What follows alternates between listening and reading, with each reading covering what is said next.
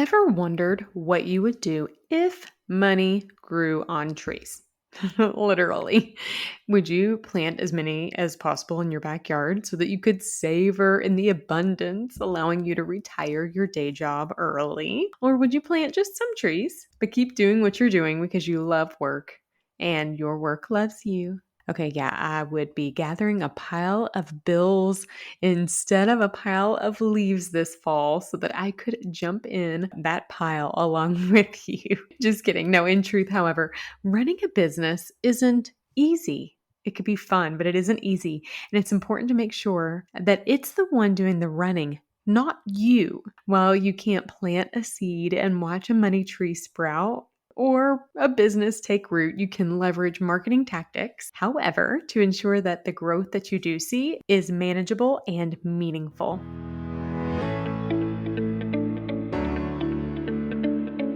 Hey, I'm Stephanie Feger, and Empower is my middle name. Well, not really, but I think it should be. I believe that empowered people empower people, and I'm obsessed with empowering you, the nonfiction author, with impactful marketing strategies and tactics to help you take your important message and share it with those who desperately need it and want it and will buy it. As the owner and chief strategist of the Empower PR Group and the author of 2 books myself this week, although next week, number 3 is coming, I have merged my love for reading books and writing books and marketing books to help nonfiction authors like you with laser-focused strategies and tactics so that you can write books that sell, promote your books to those who need and want them most, and build meaningful businesses from empowering messages. Think of this as your one-stop shop for marketing insights from an author who has been there, who has done that, and understands exactly where you are. So go get your pens ready because I am ready to empower you. This is the Empowered Author Podcast.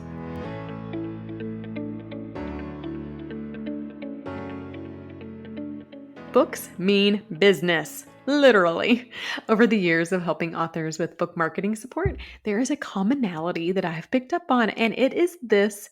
Most authors do not realize at the moment that they write and publish a book, they've actually also launched a business. Now, that business may be contained to that single book, and that's fantastic. But for many, there's much more. And that book is a door opener to that much, much more. In this season of the Empowered Author Podcast, we are talking about how to build and grow a business. And today I want to offer up some marketing nuggets of wisdom to ensure that the business you're building works for you, not the other way around. Now, when you solve for the authorpreneur equation, your outcome will become a marketable solution and likely a marketable business. That could include a book, a coaching program, consulting services, workshops, professional speaking engagements, products, and who knows, even more. These offerings you have are important for you to get clarity on. But remember, I've given you permission to build the plane while you fly it. You don't have to know all the things yet. You can build it along the way. Here's what I'm not giving you permission to do, though, is to build the plane and crash it. No, that's not okay. I want you to put away your Miracle Grow because growing a business using Miracle Grow instead of water could do that to you. And without strong marketing systems in place, you could find yourself in a pickle. Let's keep the pickle to only the bread and butter ones that my husband and I like to pickle from our garden. So I want you to begin, before we get into some nuggets of specific tangibles today, I want you to take a moment and reflect on a couple of these questions. And only you can answer them. As you reflect on your business, I want you to ask yourself, what do you need to do? And only you. What can only you do that you can't have someone else do or help you with? What do you feel like you do in your business that needs to be personal? Or here's a better question. What is something in your business that what you do feels personal, but it doesn't have to be? What can work for you behind the scenes? What can you automate? And if you have the nervous tick when I say the word automate, you put that aside because automate can be your best friend. I want you to reflect on what metrics matter. What are you measuring? What will success look like for you? And at the end of the day, what will help you get your work done? I have found many times in business myself and in the businesses that I help authors with, we focus on some of the things that we feel like we have to do and that we need to do, but maybe we don't. So I'll pull the curtain back on my own business. For a long time, I felt like I had to do all the things, like I couldn't ask for help. Only Stephanie was able to do all the things. That's not true. Myth busted. I also used to think that everything had to be extremely personal. And then I came to realize that guess what?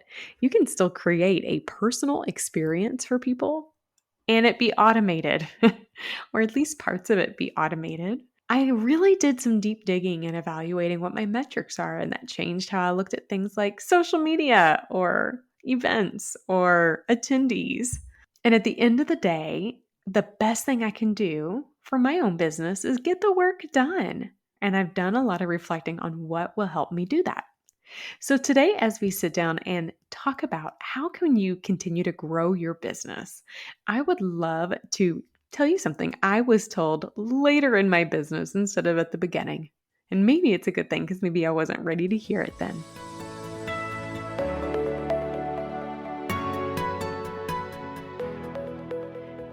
Sometimes you don't know what you need until you need it.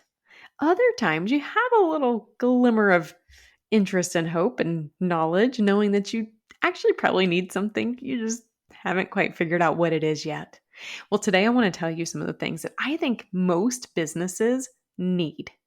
And I'm going to tell you a little bit about why and maybe some ideas on how under each you can utilize them. Now, this first one we're going to talk about, I'm going to just scratch the surface today, like a scratch and sniff. You'll get a little flavor of that strawberry when you scratch it. And next podcast episode on this season, we will go deeper and talk specifics. But most businesses need some form of a lead generation and capture. Most businesses need some form of lead generation and lead capture. Now, we will go into specifics in a future episode on how to generate some leads, but it's really good when you do that you can capture them. Early in my business, I remember my lead capture was my email. And every time that someone was interested in working with me, it would go straight into my email. That is wonderful until business exploded and email became a crux instead of a help. And I quickly realized I need something to work for me, to help me better assess how I can tackle work and projects and leads. If you are looking at email as a function in your business to manage leads, manage lead capture, manage project movement, you might be missing the mark. Now, a couple years ago, I had a dear friend who does project management for a living tell me, Stephanie, before your business gets too out of control, I think you need to consider some form of a lead capture and CRM, a constituent relationship management tool, as well as a project management tool. I remember thinking, no, I don't need that. Who needs that? I don't need that. She said, do it now. You'll thank me later. And Melissa, this is me saying thank you. She was so right. I now utilize in my own business a lead capture process that actually has elements of automation in there so it can work for me. If you were to go to theempowerprgroup.com/connect, you can actually experience this in real time. So I realize for my own business, the best way for me to know if a new potential lead is a good lead, a good fit, and together it's a congruent experience is for me to get on the phone and chat with them. But the best way I can be prepped and ready to be on that chat and to be very focused and effective is to gather a little bit of information first. So I use a program that is called Dubsado, and Dubsado has several things that have been really helpful for me in my business. First things is it helps me capture my leads. And if you look at the connect form on the website, you will see a form. And I call that my help me help you form. The best way I can help you is if you help me by sharing a little bit in advance. Now, the beauty of that is now I'm more prepared for my calls. But the other beautiful part is that there is an automated piece to it. So once somebody fills out that form, it goes into my CRM management system where I can go back and reflect and see all the moving pieces with that particular individual. And it also automatically sends them an email with a link to get on my calendar. So now someone has expressed interest in learning more about how we could help them. And without me having to do it, I have gathered information about how I could help them and a little bit more about their book and their marketing needs. And now they're on my calendar and awaiting a call for us to chat. It has been game changing in my business. And I didn't realize how much I needed it until I needed it. I go back to the question of, can I automate something? And that was something that I could, that actually has helped me be able to help more people instead of hinder the process.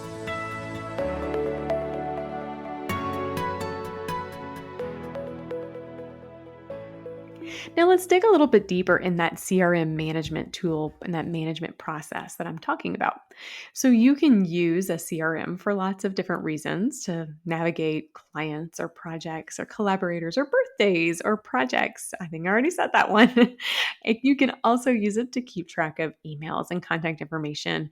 You can use it as a tool to get your team connected to all the projects and the moving pieces of the project. But I find my favorite part of a CRM management tool is, again, efficiency and simplicity. So, that same Dubsado tool I was telling you about that I use for lead capture is also what I use to submit a proposal, to require my clients to sign a contract, to invoice.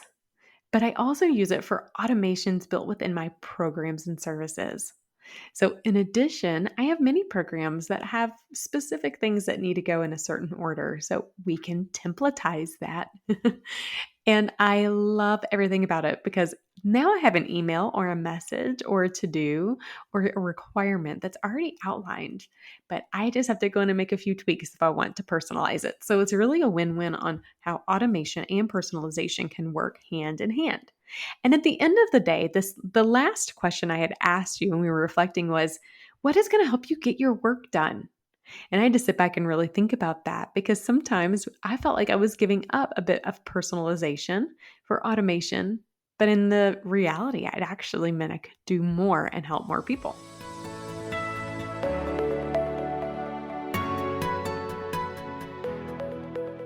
That advice that my friend shared was, you probably need a CRM, but you also need a project management tool. And this is something I have seen time and time again that many authors and authorpreneurs just are lacking in. You need to get your work done. And if you are using email as the tool to do that, you need to bookmark, dog ear, this episode of the podcast and come back to it regularly because email is not the place to do it. If you ever dream of building a team, inviting more people to come in to help you, even if they are contractors, you need to get all of the workings of your business out of your mind and onto paper or into a project management system. I didn't realize how important a project management system was until I hired my first team member. And I remember her asking me questions, and I thought, well, can't you just hop into my mind and figure it out? That was very flawed thinking. And together, myself and her worked very closely to figure out how we could create a project management process that worked for both of us. We did. We tried several actually, from Notion to Todoist, and I'm sure we tried Asana, and we also tried Trello board. Several of them we tried. It wasn't until we found ClickUp that we felt like we were at home, a bit begrudgingly. We went kicking and screaming, but it did end up feeling like the best solution for us. ClickUp is a great tool that we use in our own business because it helps the team behind the scenes keep track of things like conversations and meeting notes. We share attachments and tools and within the projects. We are able to see all the moving pieces and dependencies. And it has been game changing, not just for me and my business and my team, but also for how we collaborate with others when we pull them into the project. It means I don't have to remember all of the things. I just have to remember where I have to go to find the things. And ClickUp has become my one-stop shop for all of it. You can't grow a business if you aren't getting the work accomplished, and a project management tool will help you manage and execute your projects.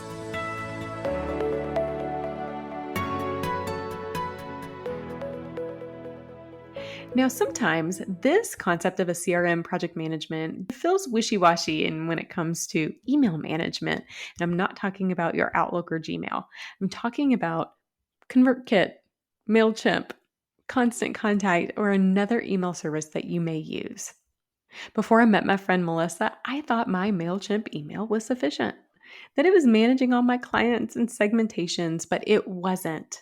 Now, email management systems are amazing, but they are marketing tools and door openers for conversation and engagement. They are very different from a CRM. I see a CRM as the people I get to work with, that I am working with, and I see my email management system as potentials. Now, I love to nurture potential individuals and authors, and I just love to give and pour into them. And I use my email management system as a tool to do that. Now, there's a couple things here. First of all, you got to get people into your email. That is something you can do as an opt-in or a lead magnet, either within your book as a page at the end, or you can leverage it on your website. A lead magnet is a freebie, an offering of some sort that you're going to give somebody for them to raise their hand and opt in to be on your email list. Now, we live in a world where email is prime real estate, and people are less likely to give you space for it if you don't give them something in return. So I want you to think about your target clients, your target readers, your target audience, and evaluate what is it that they need that they would be willing to give in return to get on your email list.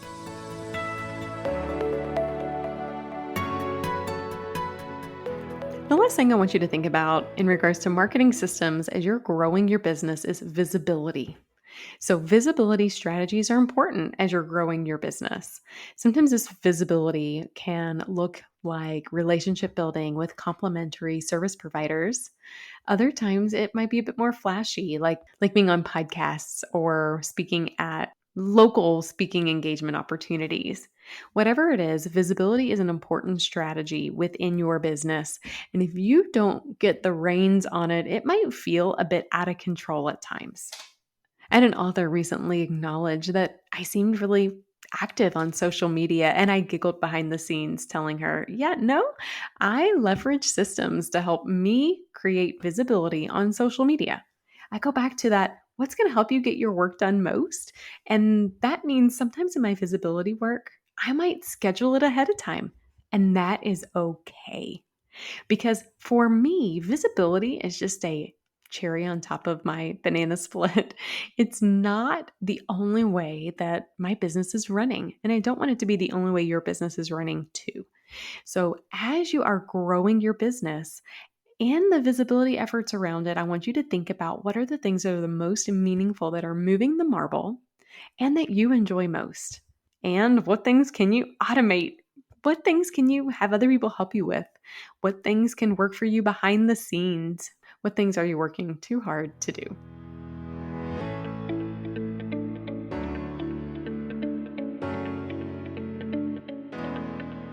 There is nothing easy about building a business, sustaining a business, or doing everything you can to not crash it. It takes diligence. It takes persistence. It takes focus, vulnerability, and about every other emotion on the emotional spectrum out there. But guess what? You've solved your authorpreneur equation. You have a marketable solution that people are in demand for. And because of that, when leveraged appropriately, you have the ability to grow it. You don't need those money trees because you will be building a business that is sustainable and one that you love doing too.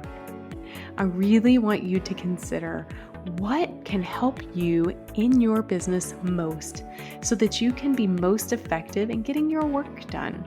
And many times, marketing solutions are the trick. If there are things that you don't have to do, don't do them. If there are things others can do for you, let them. If there are things you can automate, make it so. Take a look at what success will look like for you, and then leave the shiny new marketing object syndrome at the door. You have bigger things to do, bigger fish to fry, more people to help than that. Running an authorpreneur business is something that I am passionate about, so much so that I've included a whole part in my forthcoming book about it. I am so excited to share that a week from today, my forthcoming book, Make Your Author Impact, Sell More Books, Increase Your Reach, and Achieve Your Why, will be available in ebook and paperback. This has been a labor of love, and I have poured everything I have learned from the authors I've had the pleasure of working with and on my own book marketing journey into every word within this manuscript. I am so excited to share it with you. And if you are looking at growing your business, I guarantee you it is worth a read. Please take a moment and go pre-order your copy today. It would mean the world to me. All right, empowered author or authorpreneur, you know the drill. I am a believer that empowered people empower people. All right, I am empowering you. And now it is your turn to empower others.